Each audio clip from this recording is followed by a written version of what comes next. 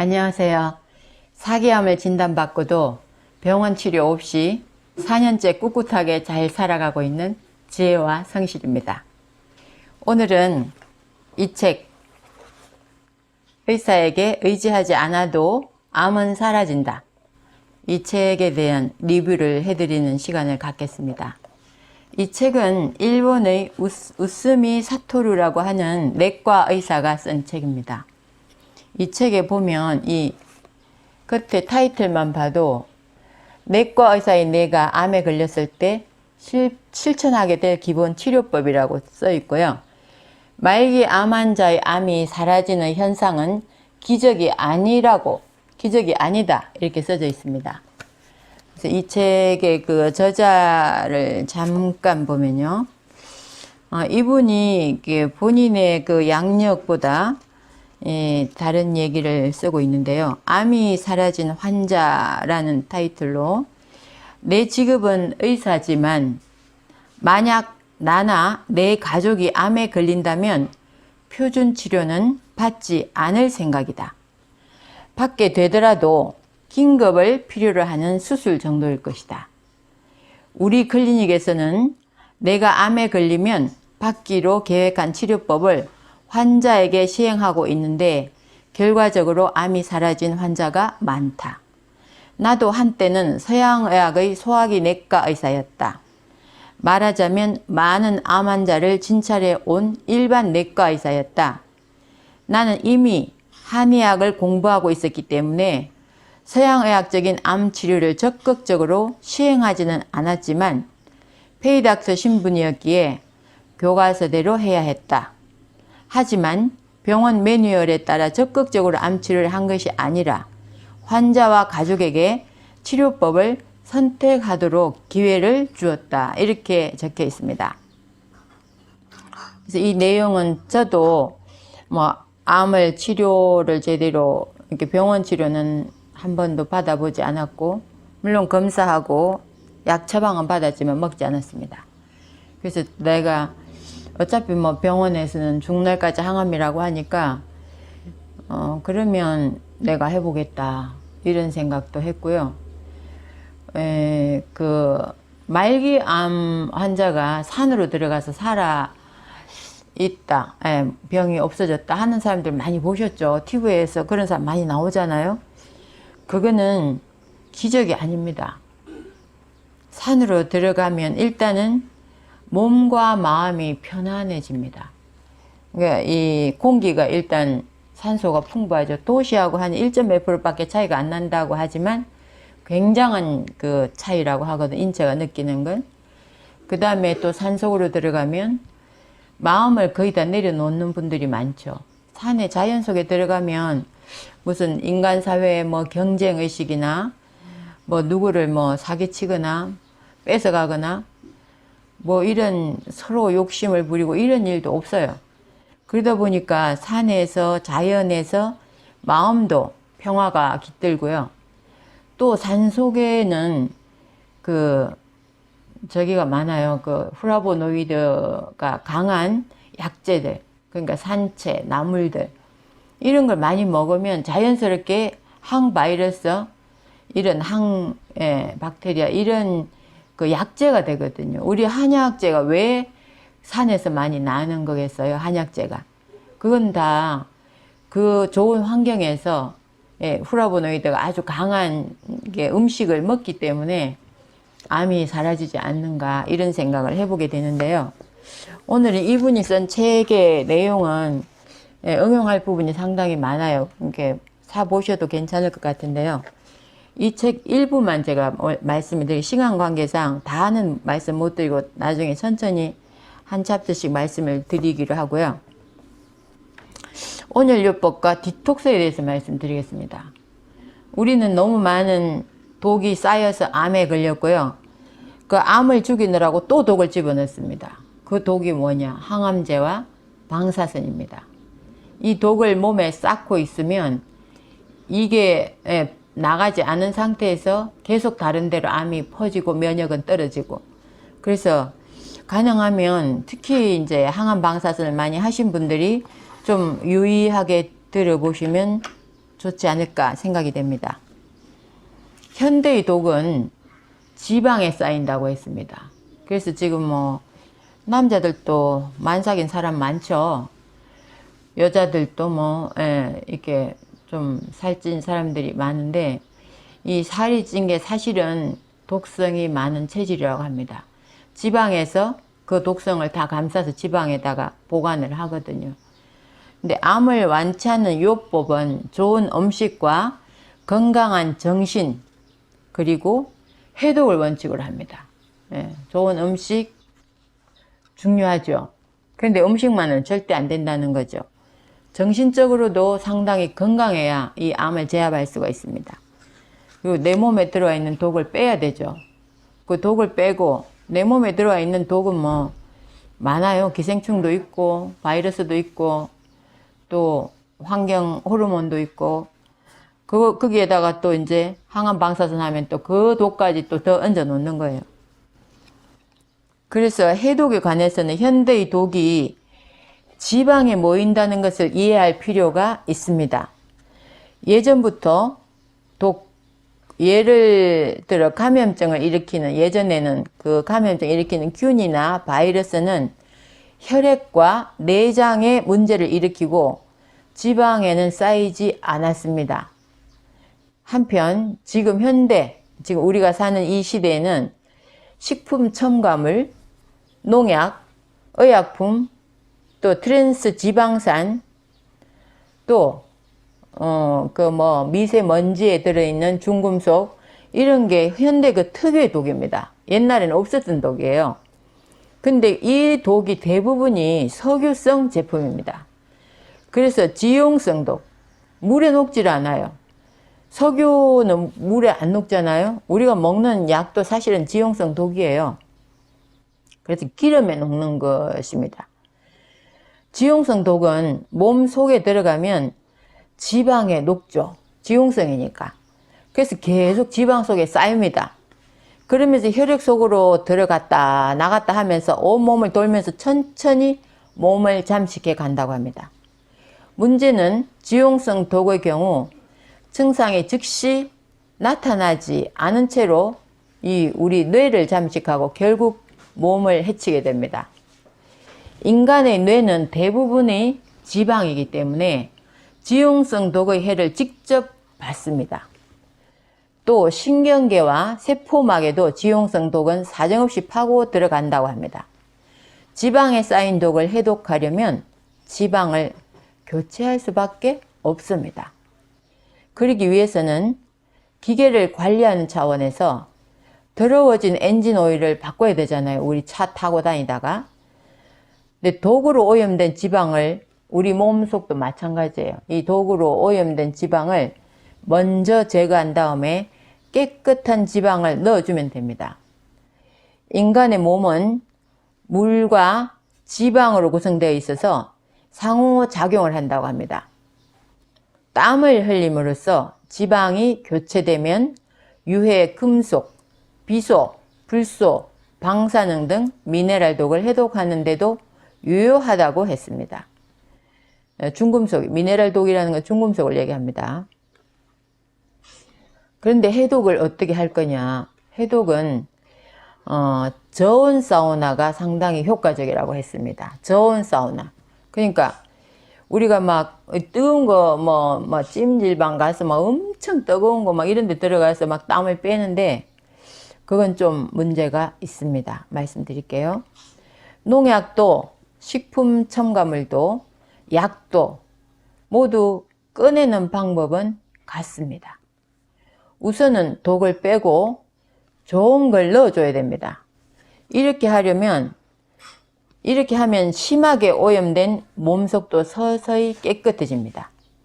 지금까지 쌓아온 지용성 독을 제거하려고 하면 쉽지 않겠지만 빼내려고 하면 무엇을? 땀을 흘리는 것이 가장 효과적입니다. 땀을 흘리는 것. 지용성 독은 땀을 흘려라. 꼭 기억을 해주세요. 예전에는 독을 대변과 소변으로 배출하라고 배웠습니다. 이것이 틀린 말은 아니지만 안타깝게도 현대의 독은 지용성 독과 미네랄 독, 중금속이란 뜻이에요.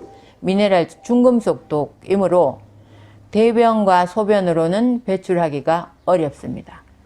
그래서 땀을 흘리는 방법이 주목을 받게 된 것입니다.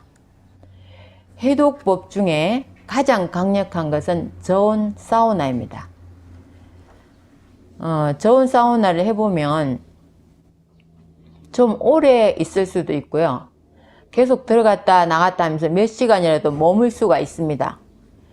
그로 인하여 많은 지용성 독이 배출되고 그 외에도 온열에 의한 혈류 촉진, 면역력 상승 등의 효과를 기대할 수 있습니다. 강제적으로 땀을 많이 흘리게 하기 때문에 지용성 독뿐만 아니라 유해 금속, 방사능 물질을 배출하는 데도 효과적입니다. 그러니까 병원에서 방사능 많이 하신 분들 그 독을 계속 갖고 있으면 많이 힘들어집니다. 나중에 또 옵다남이 또 생길 수가 있어요. 방사능은 피폭을 당하기 때문에. 저도 그 CT를 안 찍으려고 굉장히 노력을 했고요.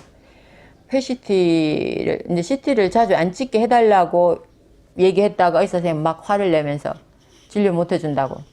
그래서 결국 그때부터는 그럼 어차피 병원 약 먹지도 않는데 싶어서 제가 안 갔거든요. 그리고는 통 안 찍어봤어요. 그러다가 이제 거의 만 2년이 지난 다음에 찍었더니 척추 앞에는 암이 사라진 걸로 사진상에 그렇게 나와요. 그런데 이것도 제가 지금 방사능을 많이 피폭을 안 당한 걸로 다른 암 환자에 비해서는 정말 많이 안 당한 것 같거든요. 안 찍었기 때문에 자주 안 찍었으니까.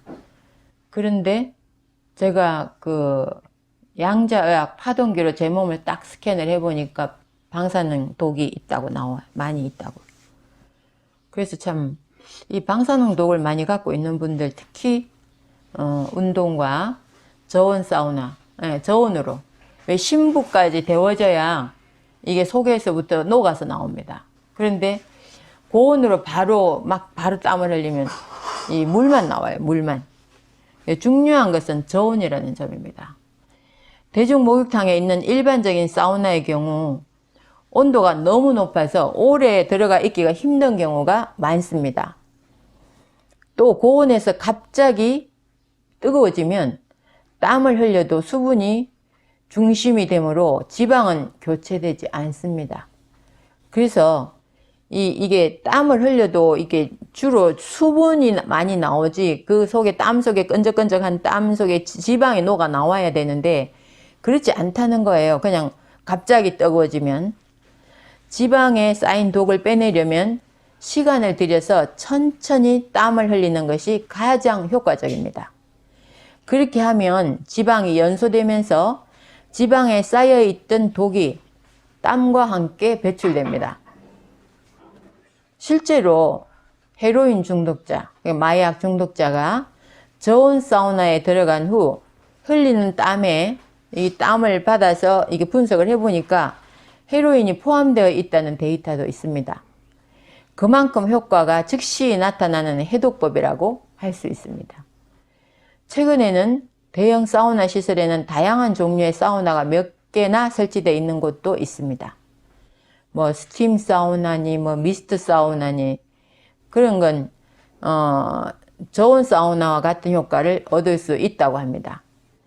이런 방법은 암 치료에도 효과적입니다. 저온 사우나는 중증 약물 중독 환자와 방사능 해독이 필요한 환자에게 사용할 정도로 강력한 방법입니다. 그러니까 우리가 그 항암제의 독성도 사실은 석유계에서 뽑는 석유계로 만든 약이기 때문에 그것도 고온으로 우리 저온 사우나로 땀으로 배출될 수밖에 없는 거죠. 그리고 방사능도 마찬가지죠. 클레를 짜듯이 독을 배출할 수 있는 가장 효과적인 방법이지만 의사의 지도가 없이 스스로 할 경우 반드시 그때마다 몸 상태를 고려하고 상담을 하면서 하는 게 좋다고 했습니다. 너무 고온으로 가면 잘못하면 사람이 죽을 수도 있어요. 온천에서 가끔 노인들 죽어 나오거든요. 뜨거운 온천에서.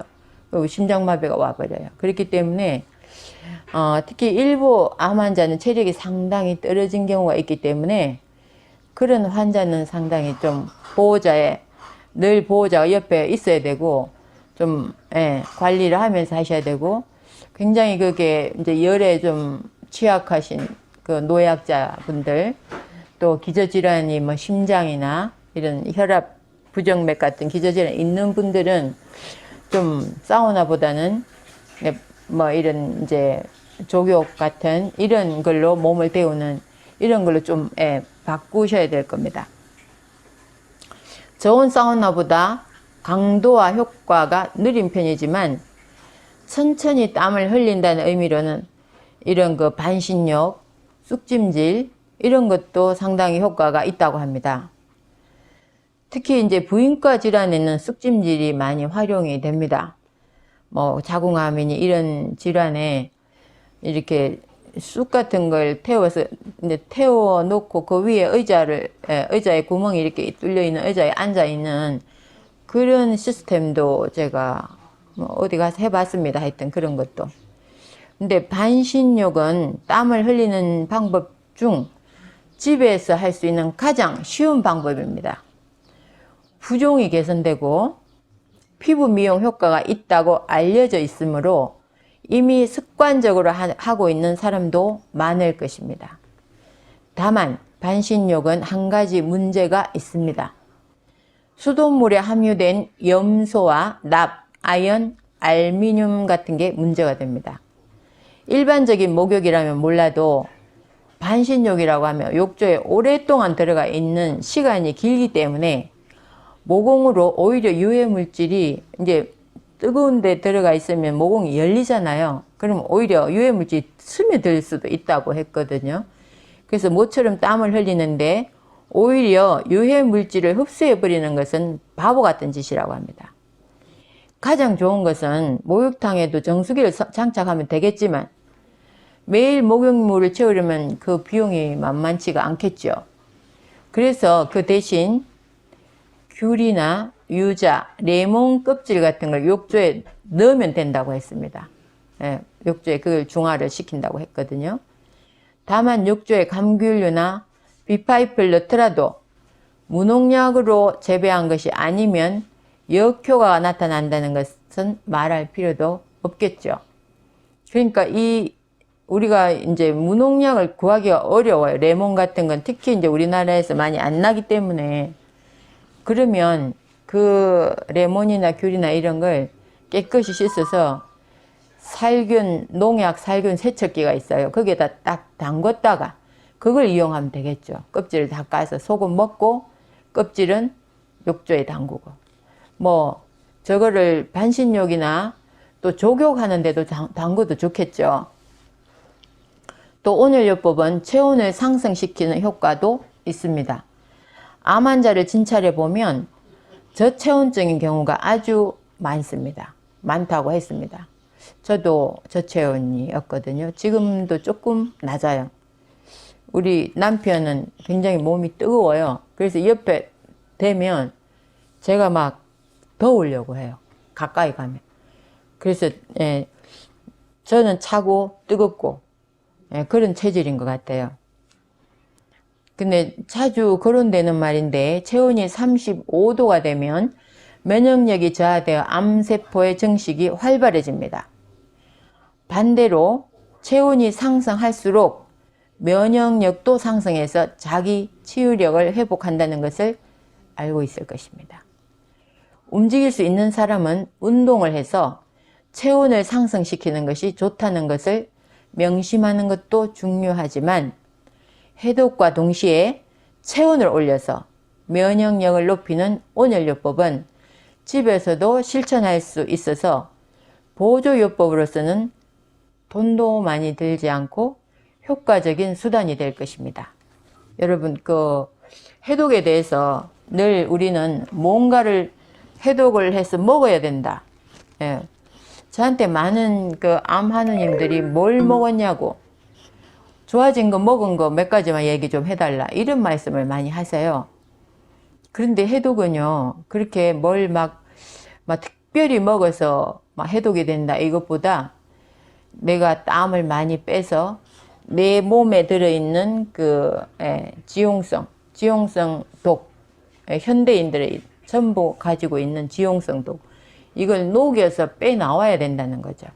그러려면 이런 따뜻하게 하는 그 저온 사우나, 또 반신욕, 너무 뜨겁지 않게 이렇게 하는 게 생활화된다면 해독에 상당히 도움을 받지 않을까 생각이 됩니다.